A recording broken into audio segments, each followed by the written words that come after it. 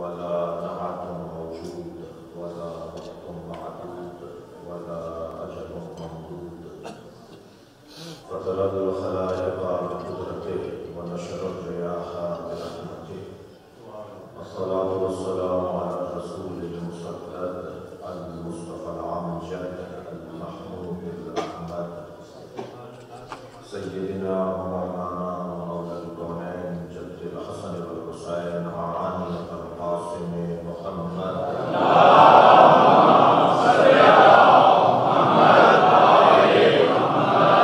وآله الطيبين الطاهرين المعصومين الذين أنعم الله عنهم الرجس وطهرهم تطهيرا.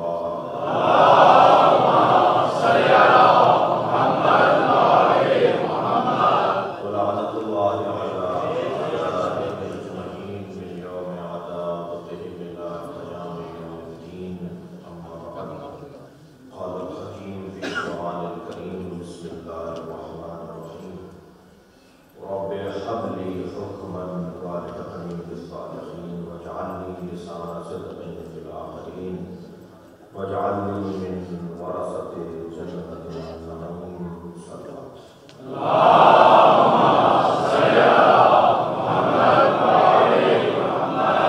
التماس ہے سورہ فاتحہ کی متوسط اخلاص.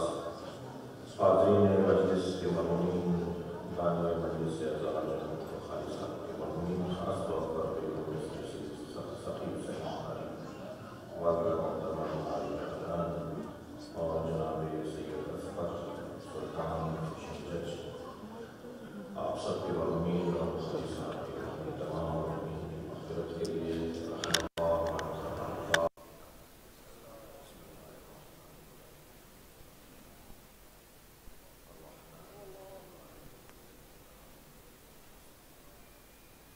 رحم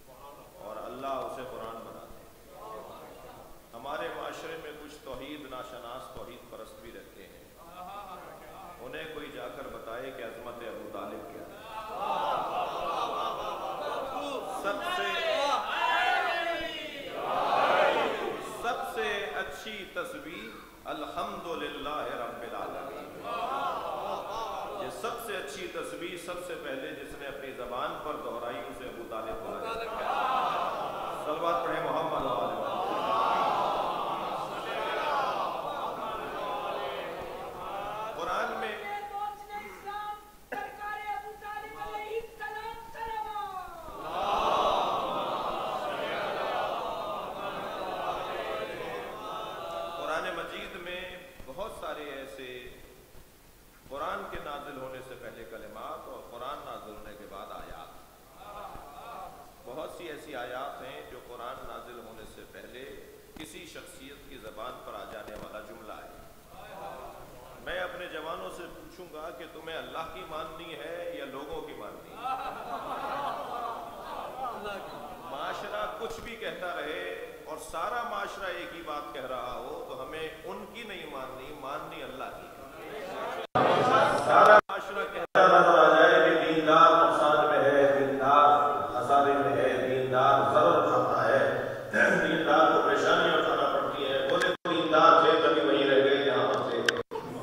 کوئی ترقی نہیں کی، کوئی آگے نہیں بڑھے، کوئی پرانے علاقے میں رہتے ہیں، کوئی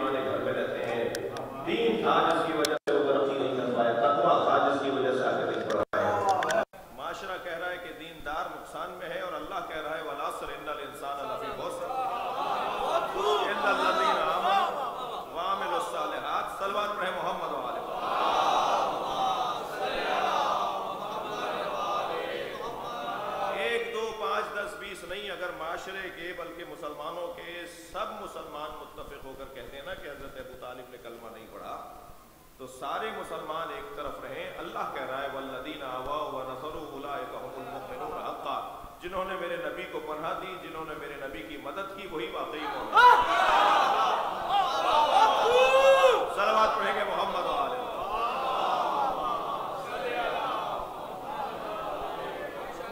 तो हमें देखना यह है कि अल्लाह क्या कह रहा है।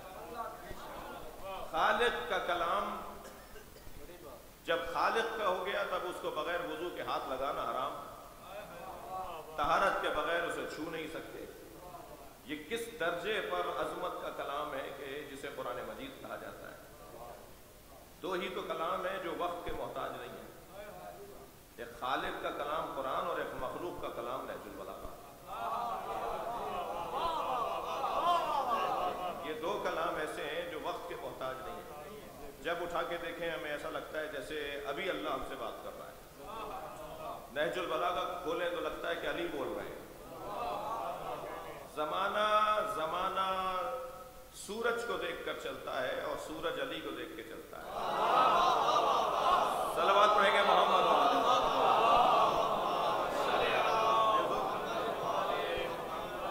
लिहाजा कलाम इलाही के अंदर एक फहरिस्त बने और उस पर काम हो। उलमा और खुतबा और ख़ासतौर पर ज़ाकिरीन जो मिंबर पर मेहनत करके आते हैं वो एक मेहनत ये भी करें कि कुरान मजीद में कौन कौन से ऐसे कलिमात हैं, कहाँ कहाँ ऐसे कलिमात हैं जो किसी भी शख्सियत ने अपनी ज़बान पे जारी किए और अल्लाह ने उसको कुरान का हिस्सा बनाया। उनमें से ये 3 आयतें जो मैंने आपके सामने पढ़ी हैं, ये आयतें भी हज़रत इब्राहीम की दुआएँ हैं। हज़रत इब्राहीम दुआ मांग रहे हैं, ज़रा दुआ सुनिएगा। और क्योंकि माह शाबान है और खुशी का महीना है और हमें अपने मरहूमीन की मग़फ़िरत का सामान भी करना है और अजीब हुस्न है इस महीने में कि करबला के सारे किरदार इसी महीने में हमें नसीब हों। और जब बात इमाम हुसैन की होगी तो हुसैन के तो नाम में ही ऐसा दर्द है कि जिसकी विलादत पर भी नबी रोते नजर आए। तो शायर ने क्या खूब कहा है कि मजलूम करबला की विलादत का रोज़ है, इतना हंसो कि आँख से आंसू निकल पड़े। सलवात पढ़ेंगे मोहम्मद वाले।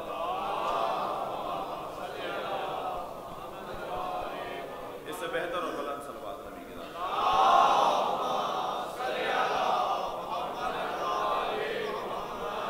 हजरत इब्राहीम अल्लाह की बारगाह में दुआ मांग रहे हैं और दुआ यह है कि रब्बे हबली हुक्मन, या अल्लाह फैसला मेरे हक में कर दे।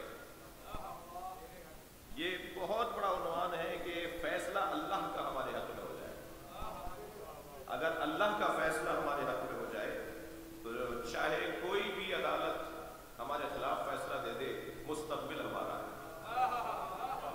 और क्या करें कि फैसला अल्लाह का हमारे हक में हो जाए। क्या किया जाए कि अल्लाह का फैसला हमारे हक में हो जाए। तवज्जो चाहूंगा, क्या करें कि हमारे हक में अल्लाह का फैसला हो जाए। हमें ढूंढना होगा, हमें देखना होगा। एक सलवात और हदिया करेंगे मोहम्मद वाले।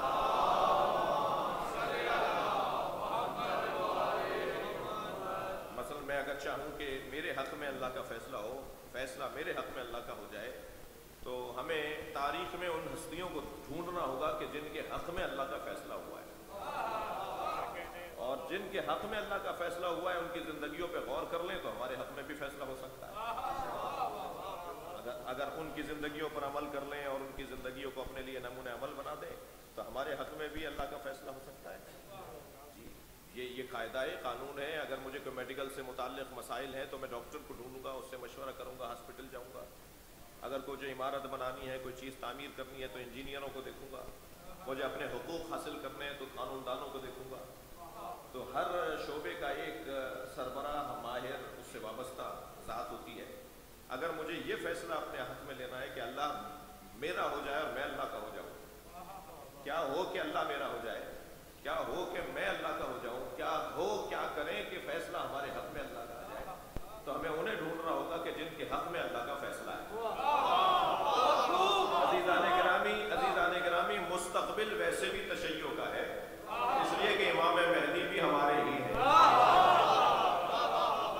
अब ये जो मुस्तक़बिल हमें अपने हाथ में लेना है, फैसला हमारे हक में होना चाहिए। हम ये चाहते हैं किसी तरह फैसला हमारे हक में हो जाए, तो हमें उन कामयाब लोगों को तरफ तवज्जो करनी होगी कि जिनके हक में अल्लाह का फैसला आया हुआ है।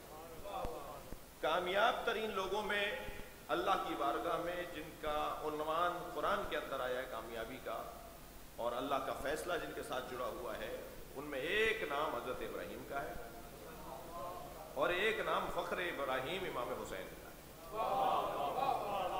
یعنی وہ حسین جس پر ان کے نانا بھی فخر کرتے ہوئے نظر آئے، وہ حسین جن پر ان کی مادر گرامی بھی فخر کریں اور احترام میں کھڑی ہو جاتی ہوں، وہ حسین ابن علی جن کی وجہ سے ائمہ کو امامت ملی۔ جب امام جعفر صادق قبر امام حسین پر صلوات پڑھیں گے محمد، قبر امام حسین پر پیدل چل کے جا رہے تھے نا، حدود کربلا پہ سواریوں سے اتر گئے، امام اترے تو سارے لوگ سواریوں سے اترے اور امام قبر امام حسین کی طرف پیدل جانے لگے، اور کئی جگہ تو بیٹھ گئے اور اس انداز سے آگے بڑھ رہے تھے جیسے کوئی عاجز ترین وجود، کوئی خاکسار ترین وجود، کوئی فقیر کسی امیر کی بارگاہ میں جا رہا ہو۔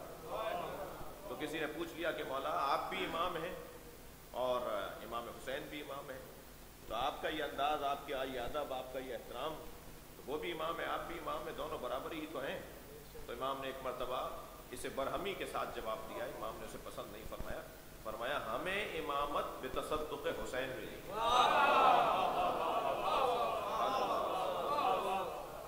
لہذا دو ایسی ہستیاں ہیں جن کو قرآن کی زبان میں کامیاب ترین بندگی کی راہ میں، اللہ سے وابستگی کی راہ میں، اللہ سے جڑے ہونے کے عنوان میں دو ہستیوں کو بڑا نام دیا گیا ہے۔ ان ھذا لھو البلاء المبین، سب سے بڑے شاگرد اور سب سے اچھے شاگرد کو ہی زیادہ نام دیا جاتا ہے۔ استاد کا مورد نظر بھی وہی ہوتا ہے جو کلاس میں زیادہ محنتی ہو، جی اس کو کلاس کے امور بھی سونپ دیے جاتے ہیں، اور کبھی کبھی استاد اگر چھٹی کر رہا ہو تو کلاس اس کے حوالے بھی کر دی جاتی ہے۔ جو قابل ترین لوگ ہوتے ہیں، جو قریب، وہی قریب ترین بھی ہوتے ہیں۔ تو حضرت ابراہیم کے لیے اللہ نے کہا ان ھذا لھو البلاء المبین، اس سے بڑی بلا، اس سے بڑی مصیبت، اس سے بڑی آزمائش، بلا سے مراد آزمائش، امتحان، اس سے بڑھ کر ہم نے آزمائش کسی سے نہیں کی جو ہم نے ابراہیم سے کی۔ اور ابراہیم علیہ السلام کو جو سب سے بڑی آزمائش میں مبتلا کیا، اس کے نتیجے میں فرمایا سلام علی ابراہیم۔ یہ سلام اللہ کر رہا ہے، اللہ حضرت ابراہیم کو سلام کر رہا ہے۔ اللہ اکبر۔ یعنی دیکھیں اب جو بھی اس راہ کے اندر ابراہیم کے بعد یا ابراہیم کے ساتھ ہوگا، اس کو یہ الجھن اس کے لیے نہیں ہونی چاہیے کہ علیہ السلام بولیں یا رضی اللہ تعالیٰ۔ روشن سامنے کی بات ہے کہ اگر حضرت ابراہیم اللہ کے نزدیک قریب ہیں، قرب رکھتے ہیں، تو پھر اللہ انہیں یاد کر رہا ہے سلام علی ابراہیم، سلام ابراہیم پر اللہ کا ہے، سلام علی ابراہیم، اور سلام خود اللہ کا بھی ایک نام ہے۔ یعنی ابراہیم کے ساتھ اگر کوئی ہے، ابراہیم کے اوپر اگر کوئی ہے، ابراہیم پر اگر کوئی سرپرستی اور حاکمیت رکھتا ہے تو اللہ ہے۔ اور پھر فوراً کہا وَفَدَيْنَاهُ بِذِبْحٍ عَظِيمٍ، ہم نے اس قربانی کو، اس آزمائش کو، اس بلا کو ایک اور قربانی پر مؤخر کر دیا ہے۔ ہم اس قربانی سے زیادہ قربانی لیں گے، اور لیں گے بھی ابراہیم کی اولاد میں سے ہی۔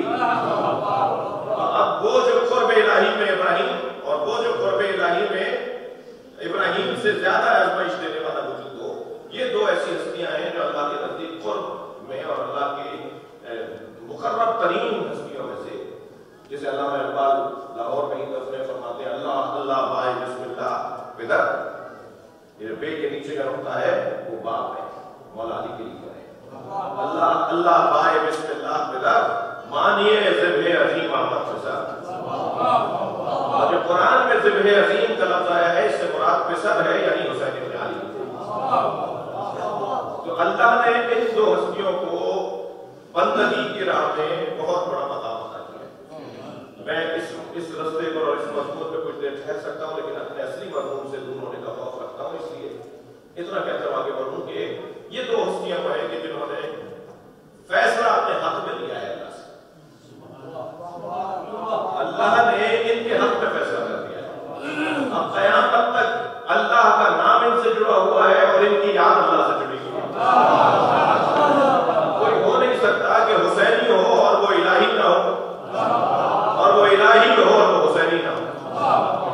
بڑا گہرا تعلق ہے امام حسین کا اللہ کے ساتھ اور اللہ کا امام حسین۔ فیصلہ حسین کے حق میں آ گیا،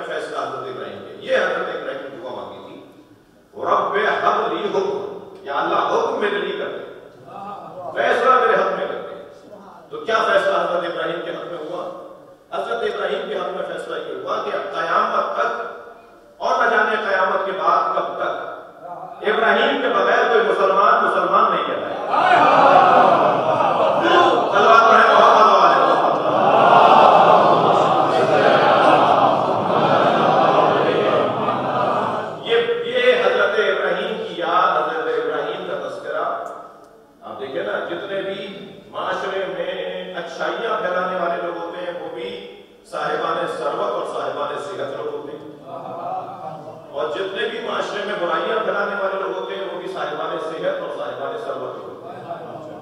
جن کی صحت اچھی ہے ان سے ڈرے ڈرے بھی رہیے گا اور ان سے ہی فائدہ بھی ہو سکتا ہے، اور جن کے پاس پیسہ زیادہ ہے ان سے ذرا گھبرائے رہیے گا، اس لیے کہ معاشرے کی سیاست بھی انہیں کے ہاتھ میں ہوتی ہے، اور ان سے قریب بھی رہنے میں کوئی عیب نہیں ہے، اس لیے کہ خدمت گزار بھی وہی ہوتے ہیں۔ تو یہ صاحبان صحت اور صاحبان ثروت لوگ جو خطرناک بھی ہیں اور فائدہ مند بھی ہیں، انہی لوگوں کو اللہ نے مکے میں بلا دیا، ان کے علاقائی کپڑے اتروا کر انہیں کفن کی طرح کپڑے پہنوا دیا، ان کا جو ہیئر اسٹائل تھا، ان کی جو اپنی شناخت کا ذریعہ ان کے بال اور تنگیر اور مانگ نکالنا تھا، اور بڑے بال چھوڑ دینا اور چھوٹے بال چھوڑ دینا جو انہوں نے اپنی شناختیں بنائی ہوئی تھی وہ سب مٹا ڈالی۔ اب پتہ ہی نہیں چل رہا کہ یہ بھی سر مونڈا ہوا ہے اور وہ بھی سر مونڈا ہوا ہے، پتہ نہیں چل رہا یہ افریقی ہے یا ہندوستانی ہے، سب کو ایک جیسا بنا دیا، اور پھر وہاں لے جا کے بٹھا دیا کہ جہاں آج بچہ بھی بیٹھتے ہوئے 4 دفعہ سوچتا ہے۔ میرے ساتھ پنجاب کے ایک وزیر تھے، مومن تھے، حج پر صاحب تھے، تو مزدلفہ میں وہ کنکریاں پیٹ رہے تھے مومنین کے ساتھ، حاجیوں کے ساتھ، اور میں بھی بہرحال 21 کنکریاں ڈھونڈ رہا تھا 3 شیطانوں کو مارنے کے لیے، تو میں ان کے برابر میں جا کے سلوات پڑھ رہا تھا،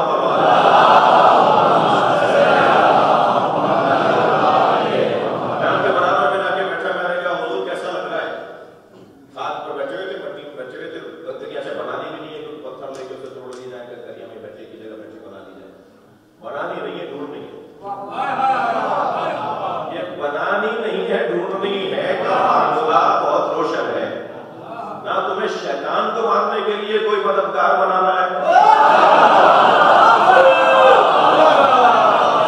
نہ ہی اللہ تک پہنچنے کے لیے کوئی وسیلہ بنانا، وسیلہ بنانا نہیں ہے، وسیلہ تلاش کرنا، وقت وہ ہے وجعلو نہیں ہے، وسیلہ بنا لو یہ نہیں کہا، وسیلہ ڈھونڈو یہ کہا۔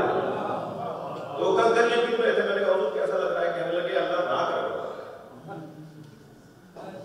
مجھے 15 گاڑیوں کے پروٹوکول میں پاکستان میں چلتے ہیں اور آوازیں لگائی جاتی ہیں اور سنگل بندے کیے جاتے ہیں، کسی وزیر صاحب گزر رہے ہیں، اللہ نے یہاں لا کے ہمیں خوب دلیل کیا ہے، اور کہنے لگے جب میں واپس جاؤں گا تو اسمبلی کے باہر 3 ستون بنوانے کی پیشکش کروں گا کہ سارے اسمبلی کے اراکین کو باہر شیطانوں کو پتھر مار کے اندر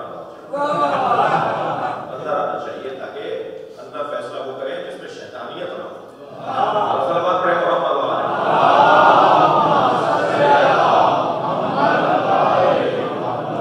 بس عزیز و بحث یہ ہے کہ یہ 2 لوگ ہیں کہ جنہیں حضرت ابراہیم کے ساتھ جوڑ دیا، اور حضرت ابراہیم کو یاد کرنا ہر صاحبان ثروت کا کام ہے، ہر صاحبان صحت کا کام ہے۔ معاشرے کی جو ریڑھ کی ہڈی ہوتا ہے، معاشرے کی جو کلیدی حیثیت رکھنے والا وجود ہوتا ہے، وہ حضرت ابراہیم کو آئیڈیل بنائے بغیر نہیں رہ سکتا،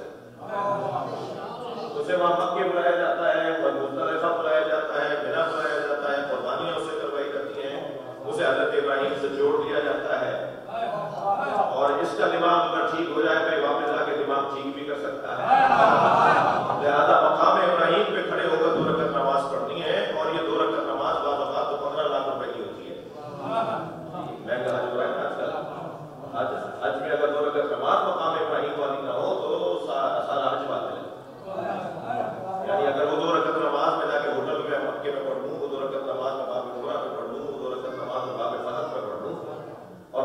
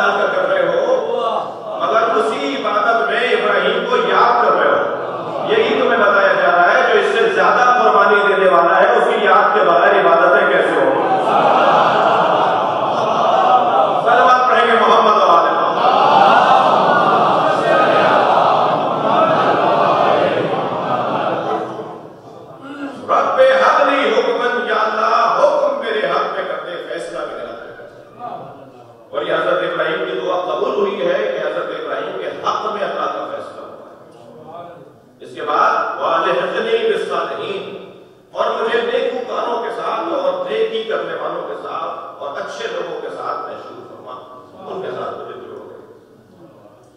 میرے جوانوں، میرے کمسن ساتھیوں، انسان اپنی زندگی کا ایک نصاب بنائے۔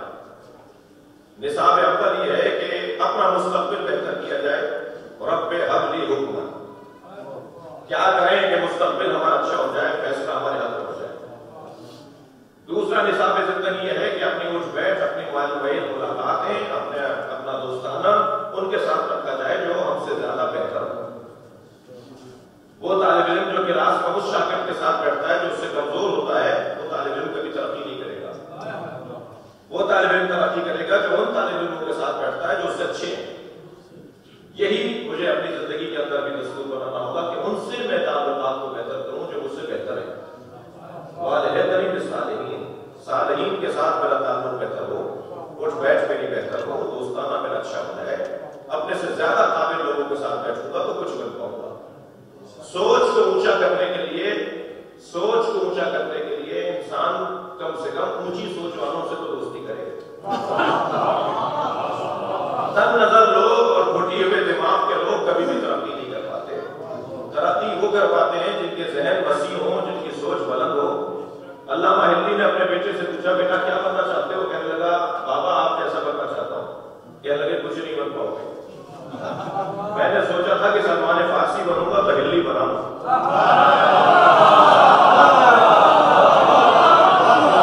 ہماری تو سوچ ہی چھوٹی ہے، جس کی سوچ چھوٹی ہو وہ کبھی ترقی نہیں کر پاتا۔ میرے مولا علی نے ارشاد فرمایا، جب میدان میں قدم رکھو تو ہمیشہ آخری رستے کو نگاہ میں رکھنا۔ جو پہلے رستوں کو نگاہ میں رکھتے ہیں وہ آگے بڑھ ہی نہیں پاتے، اور جو آخری رستے کو نگاہ میں رکھتے ہیں وہ آگے والے رستوں کو کاٹتے ہوئے آگے چلے جاتے ہیں۔ سوچ اونچی کرو تاکہ کچھ تو کر پاؤ۔ صلوات پڑھیں محمد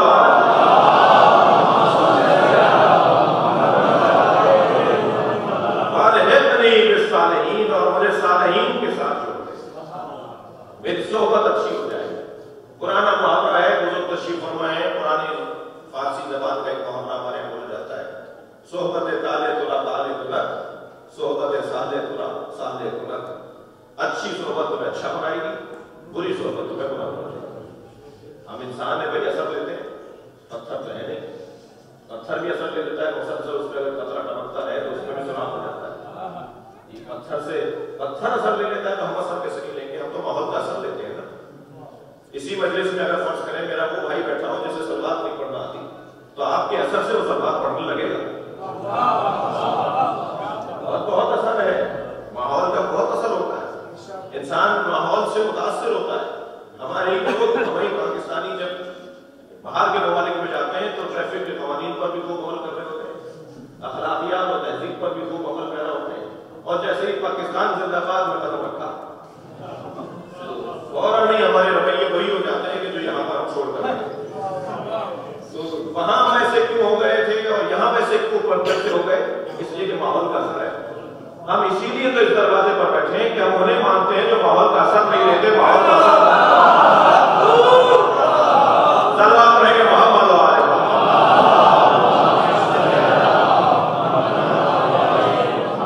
یہ جملہ میرا تکراری ہے، بعض تکراری جملوں کو کہہ کر میں تکرار کرتا ہوں۔ ہم جس دروازے پر بیٹھے ہیں وہ صاحب بیت، وہ ہستیاں زمانے کو مڑ کر نہیں دیکھتی، موڑ کر دیکھتی ہیں۔ فیصلہ اپنے ہاتھ میں کروانا یہ ہنر مانگتا ہے۔ کیا کریں کہ فیصلہ ہمارے ہاتھ میں ہو جائے؟ یہ دستور حیات، موت کی مجلس سے اس لیے میں نے یہ عنوان بیان کیا، یہ دستور حیات پروردگار عالم نے حضرت ابراہیم کے ذریعے سے ادا کیا ہے۔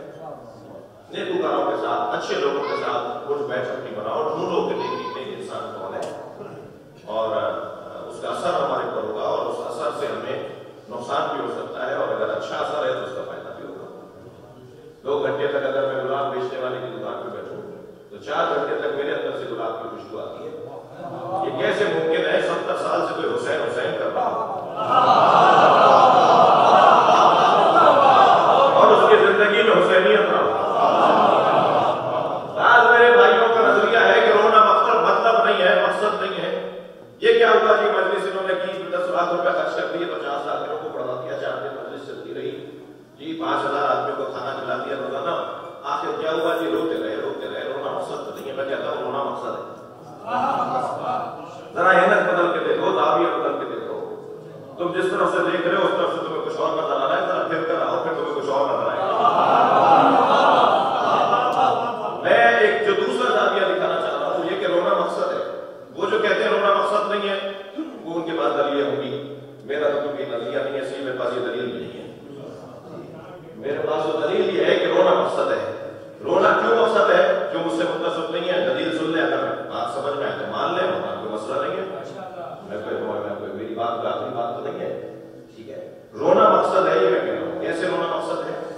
کیوں رونا مقصد ہے؟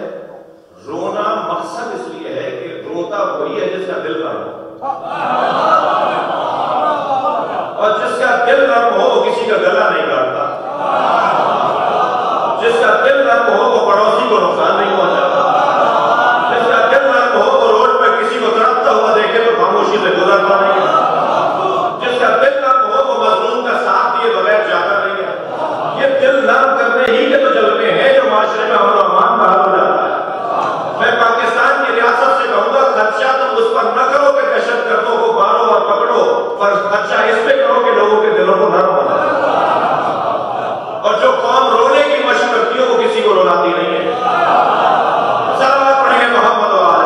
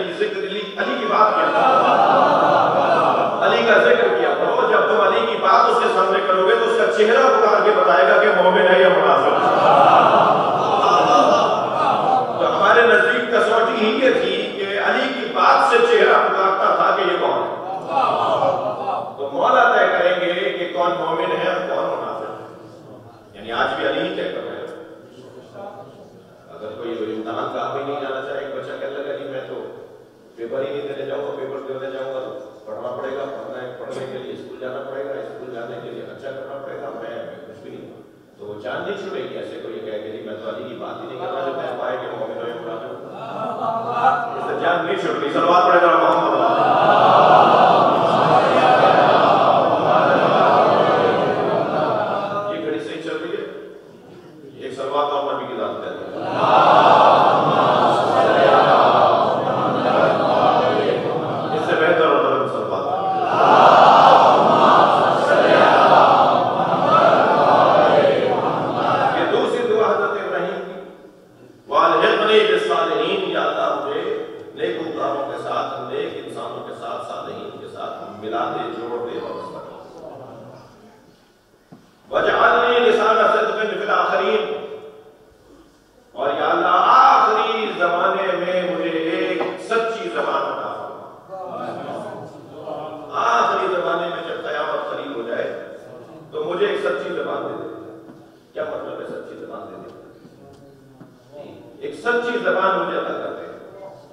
جسے لسان صدق فی الآخرین حضرت ابراہیم نے یہاں کہا ہے، سورہ مریم میں اللہ نے کہا وَجَعَلْنَاهُ لِسَانَ صِدْقٍ عَلِيًّا، ہم نے ایک علی سچی زبان انہیں دے دی،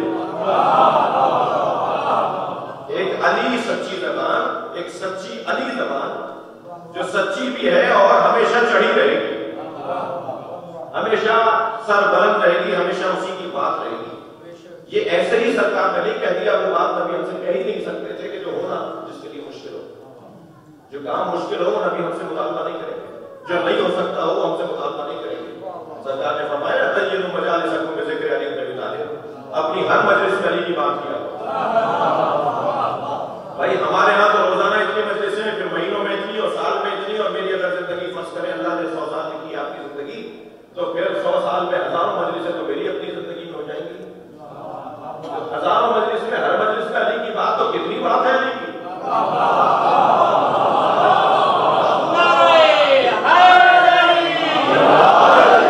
مولا کی بات ہوتی رہے اور بات ہی کب نہ پڑے، یعنی کوئی یہ نہ کہے کہ تو ہو چکی بات، اتنی بات علی کی ہے کہ قیامت تک تم علی علی کرتے رہو، تم تھک جاؤ گے، علی کی بات ختم نہیں ہوگی۔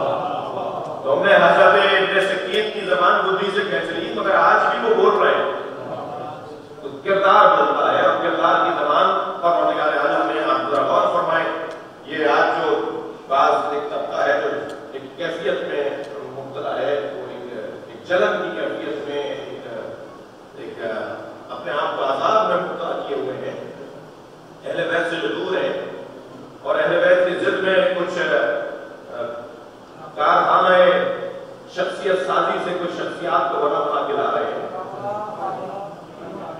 تو وہ لوگ جو اہل بیت کے مقابلے میں شخصیتوں کو لا کے کھڑے کر رہے ہیں، میں اپنے بچوں سے جوانوں سے کہوں گا تم پریشان نہیں ہو، اللہ کا نور ہے جو بھوکوں سے نہیں پوچھتا۔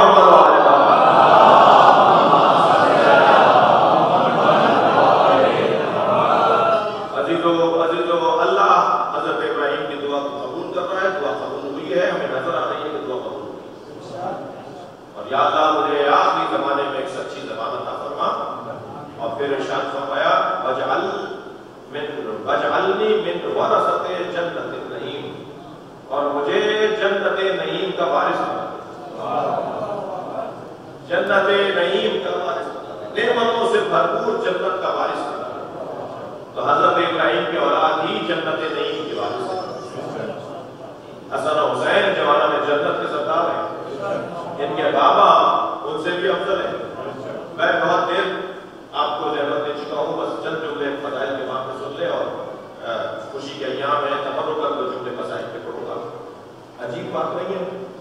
علی دنیا میں چوتھے نمبر پہ ہے اور آخرت میں پہلے نمبر پہ ہے.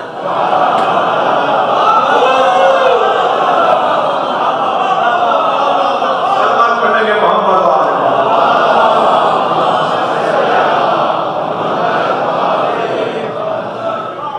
تو یہ طے کر لیا جائے کہ دنیا اولویت رکھتی ہے یا آخرت اولویت رکھتی ہے. جب بالآخر سب کو سامنا ہی علی کا کرنا ہے, ہم نے کھڑا ہی اس کے سامنے جا کر ہونا ہے جس کے ہاتھ میں آخرت ہے. سرکار اپنے اصحاب کے ساتھ تشریف فرمایا علی محشر میں میرے آگے چلے گا, میں علی کے پیچھے چلوں گا. اگر تشریف کے بغیر میں بھی یہاں سے چلا جاؤں تو شاید کوئی نہ کوئی شکایت کرنے کسی تھانے میں پہنچ جائے.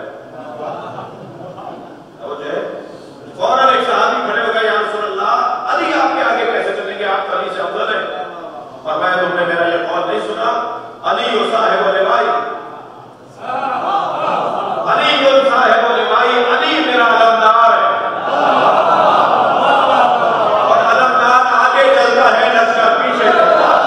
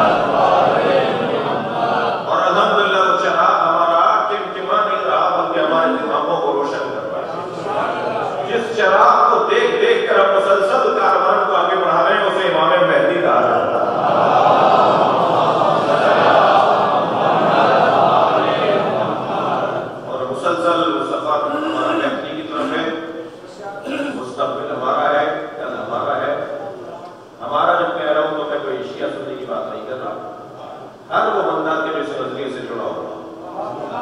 اور آج کے تو شیعہ اور آج کے تو سنیوں کو بیان ویسے ہی نہیں بنانا چاہیے.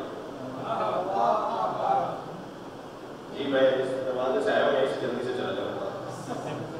آج کے سنی کو اور آج کے شیعہ کو تو ویسے ہی بیان نہیں بنانا چاہیے.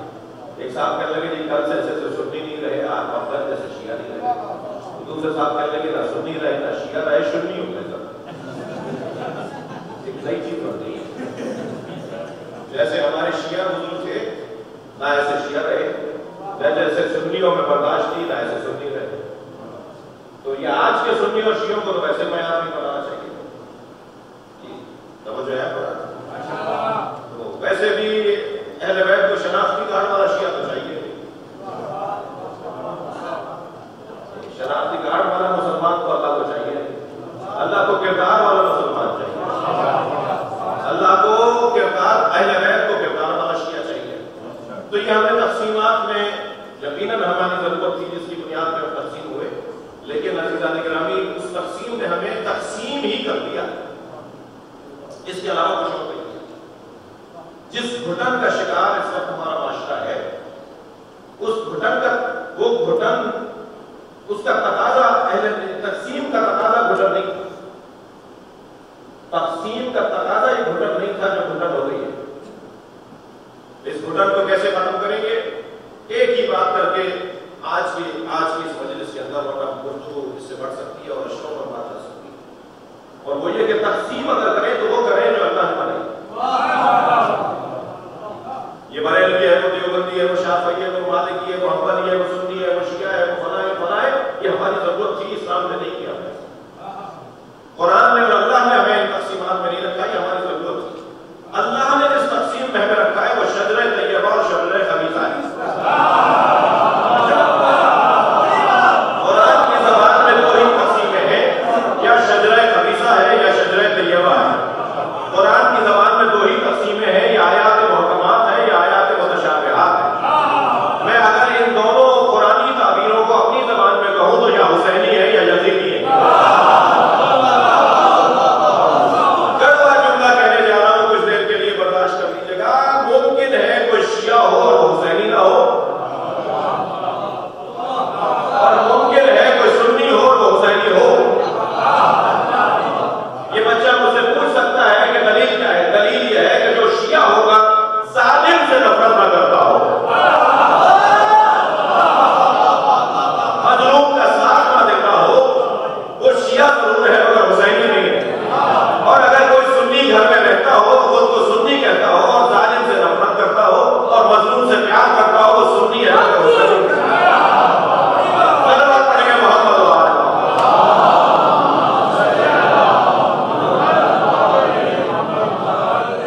ہمیں اپنے رویوں کی طرف توجہ کی ضرورت ہے, اور الحمدللہ پہلے سے بہتری ہے.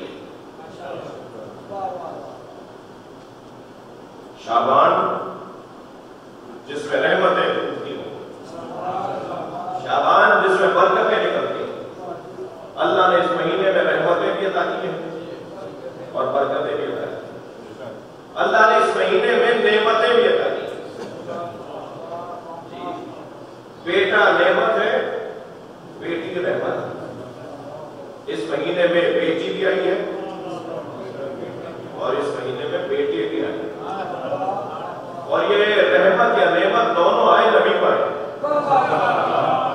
یعنی اللہ کی نعمت جب نبی پر اترے تو اسے حسین کہا جاتا ہے, اور اللہ کی رحمت جب نبی پر اترے تو اسے زینب کہا جاتا ہے.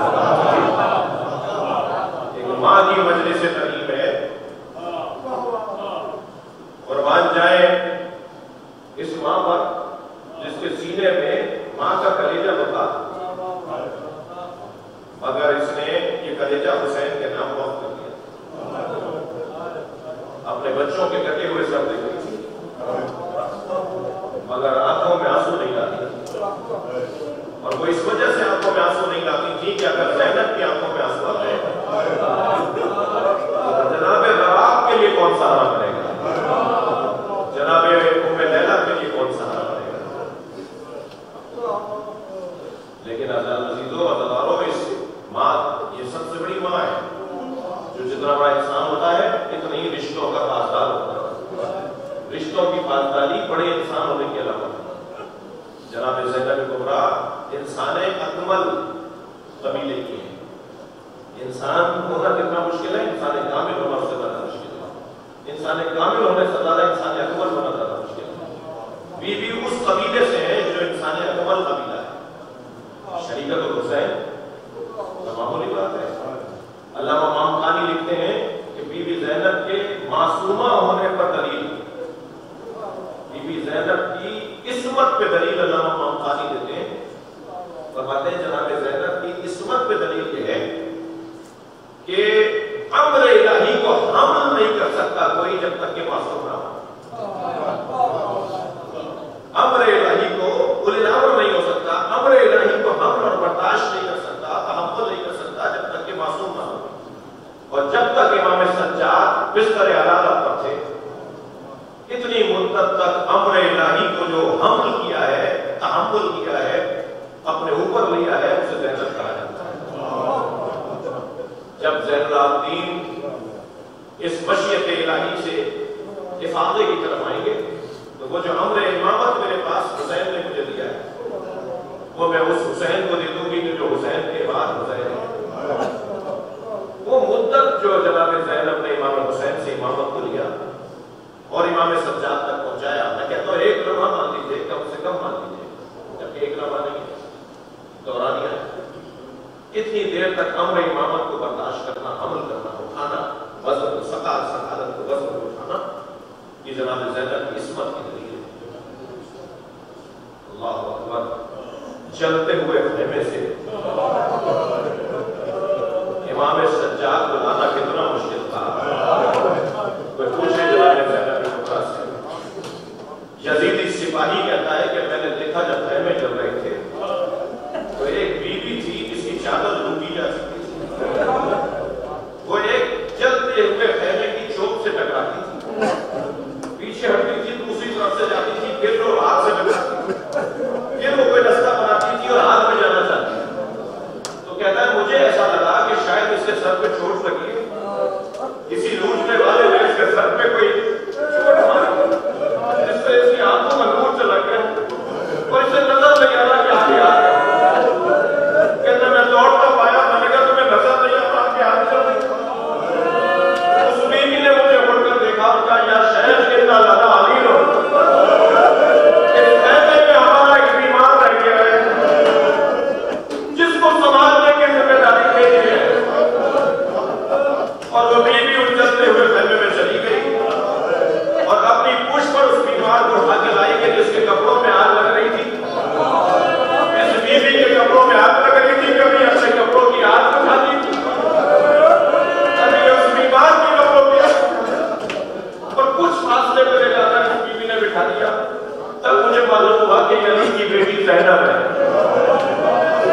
بس عزیزانو صرف ایک جملہ اور کہہ دوں، میری آپ کی آنکھوں میں آنسو آ گئے اور ہما کی مغفرت کا سامان ہو گیا، مرحوم کی مغفرت کا سامان ہو گیا. اتنا مشکل تھا چلتے ہوئے خیمے سے امام سجاد کو لانا.